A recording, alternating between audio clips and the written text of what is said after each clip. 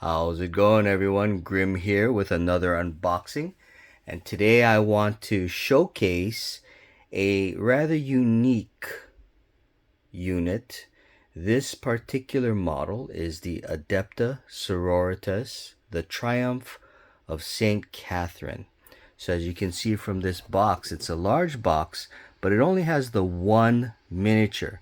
And even though it looks like you've got several different battle sisters on this large base with the body of Saint Catherine in repose in the center of them, these are not different models of the unit. This is one model of this unit, and it's just set up in this beautiful diorama type setting on this large base. So as what I usually like to do when I do these unboxings, I want to go ahead and give some statistical information about this particular unit in Warhammer 40k 9th edition. So the Triumph of Saint Katherine.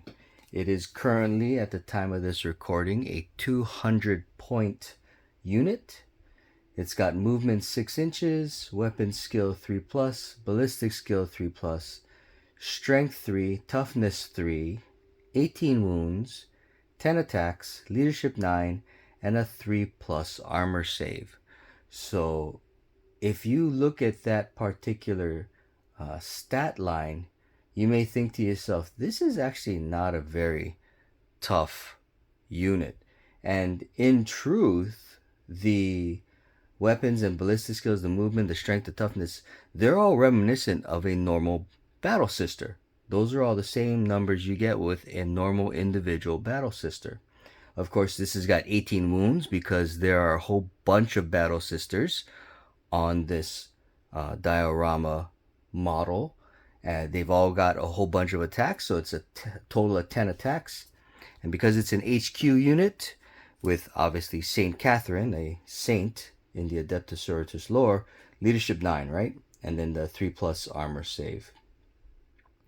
So Saint Katherine, or the Triumph of Saint Katherine, is equipped with 6 bolt pistols, a martyr's sword, relic swords, frag grenades, crack grenades, and you can have only one of these in your army. Once again, it's an HQ choice. So the actual weapon loadout for this model isn't really that great. I mean, bolt pistols. They got a martyr sword, which is really good. It's got a strength +3 and an AP -3 with 2 damage. So that's pretty cool. But I mean, can you imagine with a 6-inch movement, this big diorama kind of getting up there into melee range is going to be kind of hard to begin with. And if its only real good weapon is one sword, I mean, yeah, 10 attacks. Okay, 10 attacks with the one sword, that's not too bad. But that's not why you would field this unit. This unit has a whole bunch of unique abilities. And that's the reason why you do it. So it's got Acts of Faith, like most Adepta Sororitas models or units do. It's got Sacred Rites, and it's got Shield of Faith. Excuse me. So it's also got the 4+ invo save, so that's pretty good.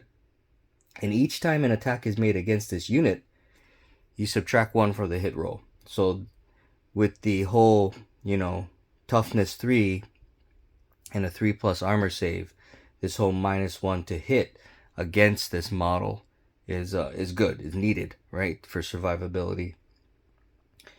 It's also got something called Solemn Procession. This model cannot embark aboard a transport, duh, but for the purposes of the Lookout Sir rule and any terrain traits like dense cover or obscuring or whatnot, this model is considered to have a wounds characteristic of 9 instead of 18. So, right, those are the magic numbers, 9, right? As long as the wound count is 9 or less, it can hide behind obscuring terrain.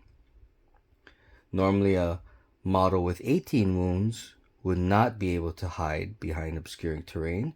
No matter the physical size of the model, you could see it behind the building.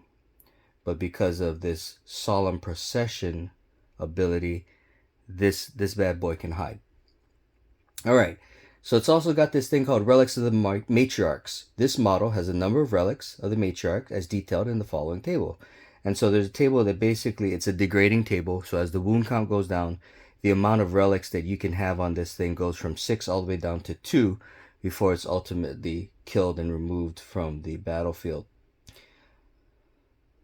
This model can only have one of each relic of the matriarchs as listed below, and there's a whole bunch of them listed below, right? So let's go over these relics of the matriarch, because that's what's making this thing worth taking and worth putting into your army.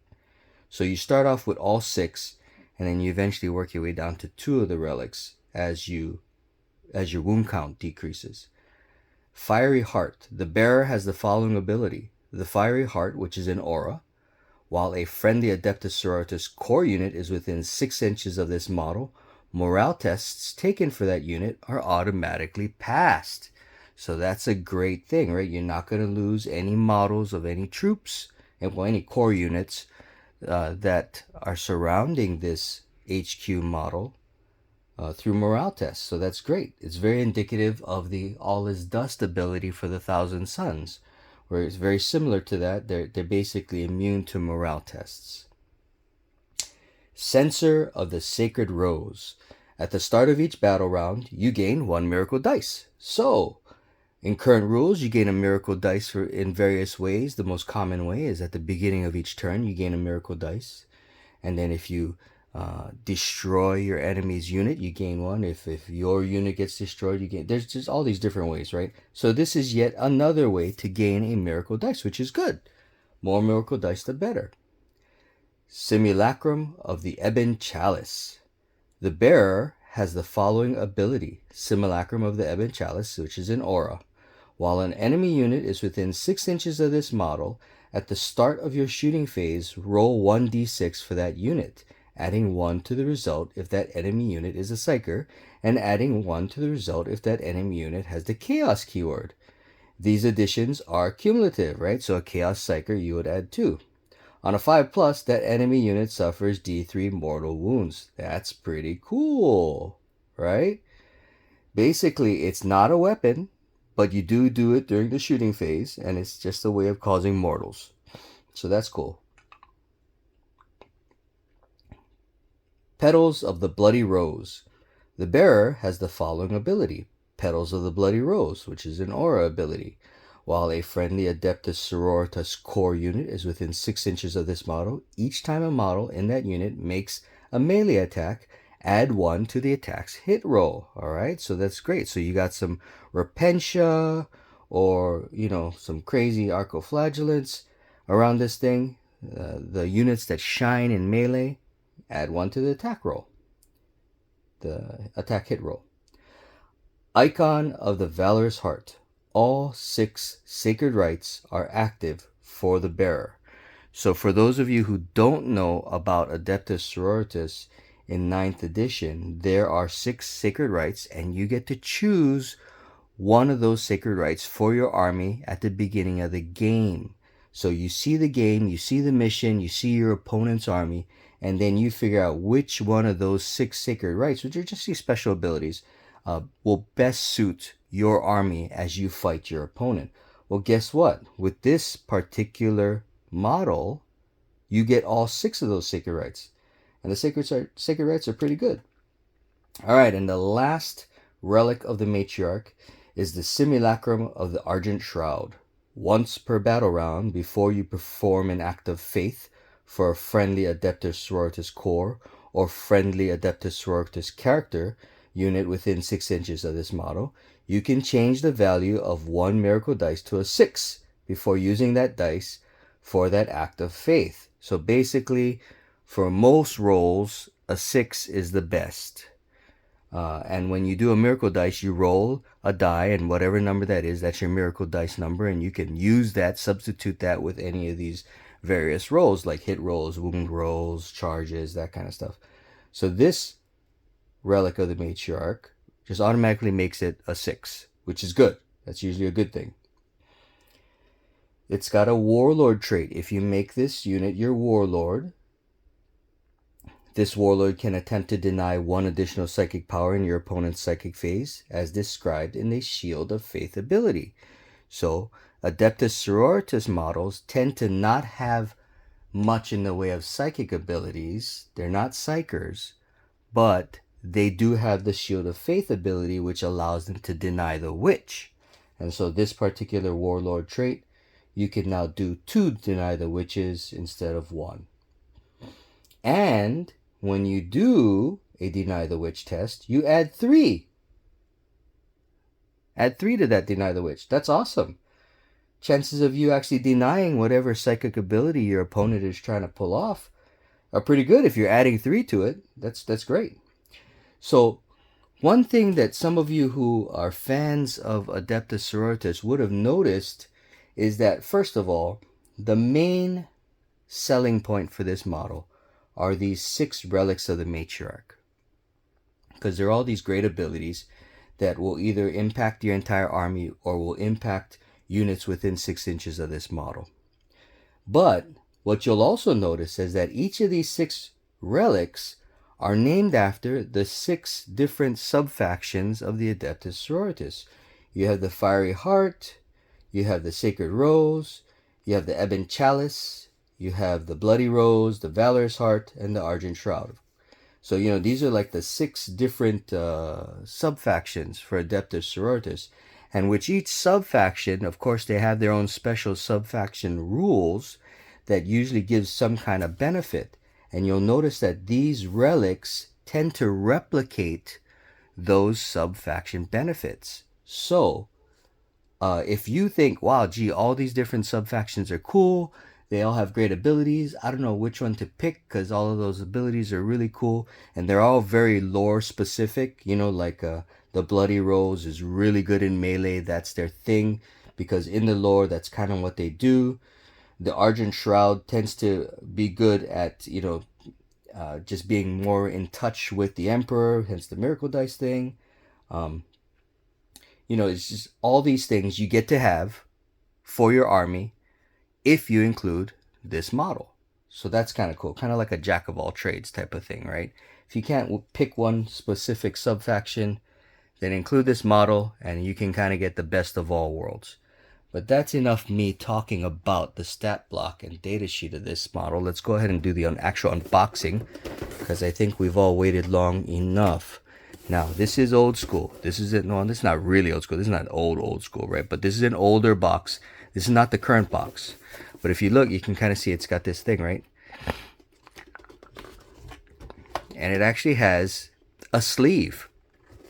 This outer cardboard is actually just a sleeve to this beautiful inner box that has this wonderful design on it. This is a very nice picture. Hey, there you got a battle sister with a skull. All right, let's look at the back here. Statue of a battle sister, right? You got what looks to be another statue here of maybe more of a hospitaller type of battle sister, and then some buildings, cathedral-like buildings in the back, right? All right, so that's really nice. But when you open this one up,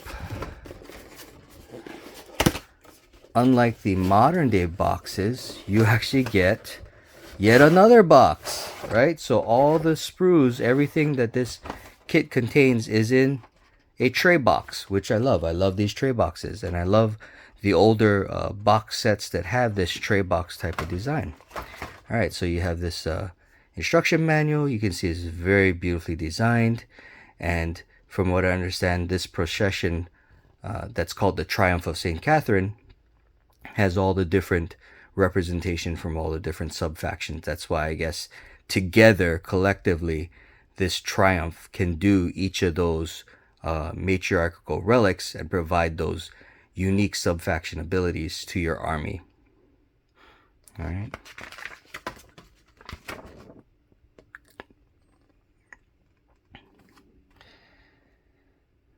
So this one starts off with, hey, how do you put together Saint Katherine, right? The actual dead girl herself, right? And Saint Catherine, for those of you who didn't know, was supposedly one of the battle sisters that got to meet the emperor that one time during the Age of Apostasy, where the emperor basically told, I think her name is Alicia Dominica, hey, Goj Vandar is bullshit, go ahead and kill him. And so that's what she did. Well, Catherine was one of the sisters that kind of were with her and understood the emperor's call. And Catherine is the patron saint that started the martyred lady, well, sort of started the martyred ladies. Because of her death or her martyrdom, sacrifice, whatever, she died in combat. Then the Order of the Martyred Lady was started. And that's one of the sub-factions of the Adepta Sororitas, right?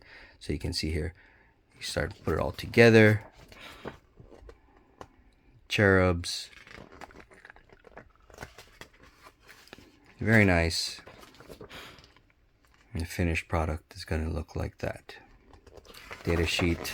Oh, kind of everything we just talked about. Right. In different languages. Oh, look at this beautiful picture in the back. Full color. Very nice. Talking about all the different paints that you would need to do this exact color scheme. Very nice. Very cool. Right. All right. So when we look at the actual sprues, we will see that this is only a 1.5 sheet sprue set, which actually kind of makes sense. The biggest thing about this whole thing is the actual base itself, because the base only contains all these individual, battle sister models, which are small themselves, right? So this is a beautiful base. You can see here, wonderful motif design. You can see this kind of like stairs. So the procession is kind of like going downstairs. And then you have the banners and the individual robes of the different sisters that make up the procession. This is the bed or the coffin that Saint Catherine is on. Right, some cherub wings. Yeah, I think it's a pretty straightforward kit, although I think it's a complicated kit, or it has the potential to be a complicated kit, because you're basically building all of these battle sisters, but they all have a unique look to them, right? So if you look here, the Bloody Rose is holding this tray of red roses, and she's got the hood over, right? And then you have this one here holding the chalice, and then you have this one here, and most of them have hoods. So kind of make sure you get the right piece and connect it to the right piece to make that model, because they're all very similar looking, right? But then they all have these unique distinctions of the just not a normal battle sister. Like this looks more like a normal battle sister, although she's got this awesome shield, right? But the rest of them look like unique, definitely unique battle sisters. And then of course all this extra superfluous stuff that goes on there. So I think it has the potential to be problematic if you don't look carefully at the numbers and follow the instructions very well. I would recommend you follow the instructions very well. Make sure you're looking at the numbers for each of these pieces, right? And you're gluing the right pieces to the right pieces to make each individual model. That being said, I personally have never made this, but I've been told that if you're going to make this, the best strategy is to assemble each of these sisters separately and then not glue them onto the base. Assemble them separately, then paint everything separately. And then once each of the people are painted, once the base is painted, once the cherubs are painted, and the coffin is painted, then assemble everything onto the base. Instead of assembling everything together to make this one big model and then priming it and then trying to paint it, because it's going to be hard to paint in the nooks and crannies once you have all the individual people standing in there already. So anyway, that's what I've heard is the best strategy for attacking this. But yeah, this looks like a pretty nice this looks like a pretty nice kit. One of those kits that, for those people who love to paint, there's all these different components that you can go wild with your imagination and your artistic prowess to painting. So I think that's very cool. Thank you all very much for staying to the end. If you liked this unboxing video, please give me a thumbs up and subscribe to my channel. If you want to leave a comment, please do so. We love comments because sharing is caring. Thank you again for being with us today. Until next time, Grim out.